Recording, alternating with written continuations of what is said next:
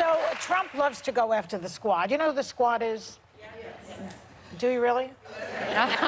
Elon, Omar, AOC, and a woman named Congressman Presley. They call them the squad because they kind of stick together on things. And the president likes to laugh. And the president likes to call them that, right? What else? Rashida Tlaib. And Tlaib, that's right. Okay, so on Twitter, Trump just retweeted this lie that Congresswoman Ilhan Omar, one of the squad, was partying on the anniversary of 9/11. It was a lie. It's not true. The video he retweeted was actually from a Congressional Black Caucus event on September 13th. And now Omar has said he's putting her life at risk. Okay? Because that's the kind of thing that enrages people. Former President Obama just said that a president shouldn't watch TV or go on social media because it clouds their judgment. Yeah. That's Obama, who we miss very much. I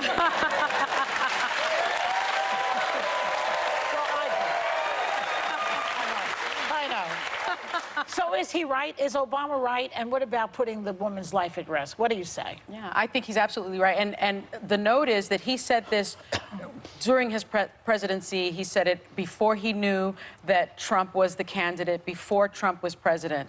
So a lot of people are saying, well, this is a direct dig at this president. And while he may have had this president in mind when he said it again recently, I think it's right. I mean, we know that from just sitting at this table. If you go down this rabbit hole and you start looking at all the nasty comments y'all send us, it can, right? It can sometimes cloud your judgment, which is why Whoopi always says, don't read the comments, because you need to be authentic in your opinion. And if you're a president of the United States, you need to listen to your cabinet, your intelligence community. You don't listen to what people are saying on Twitter. Yeah. You don't do that. And he retweeted that tweet, by the way, about Ilhan Omar. And I'm shocked that Twitter has not taken down his tweet because he's threatening her life. Right. He's threatening her life. He's retweeted that person. He's like a conservative actor. Yeah. Who is it?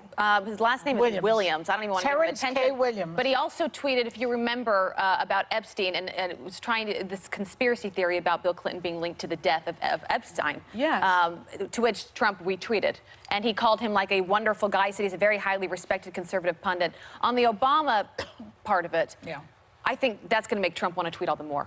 He is like obsessed with certain people. Your dad's one of them. He's also obsessed with like ruining Obama's legacy. So the people that are listening to Obama and agree with him are not the people that are going to stand by Trump. They're going to want even more of that.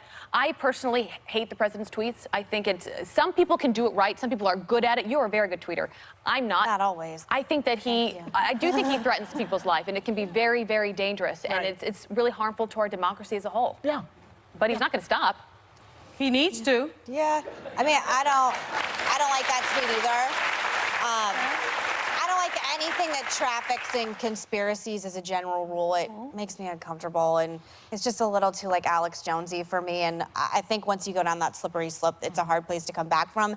That being said, I love Twitter and I love social media and I'm active and I read comments to a point. Like if you're sending me something like violent or disgusting or just saying that you want me fired, like I don't care. But I will say that there's some candidates that are really good at Twitter. Andrew Yang's Twitter like entertains me all day long. And that may be good or be bad, but he put a video up of himself dancing after the last debate and I retweeted it and I was like, I hope I'm this level of like vibe and energy after every political event, because if you watch it, he's just having the best time and his supporters have like a giant dollar bill with his face on it. So I'm not mad at politicians using Twitter responsibly and in a fun way, but I think the problem with President Trump is so many times he does it in a hurtful way, in a way that's disrespectful and beneath the presidency, but also like, and there's gambling in Casablanca and water's wet. Oh, Trump is doing something distasteful and disgusting on Twitter.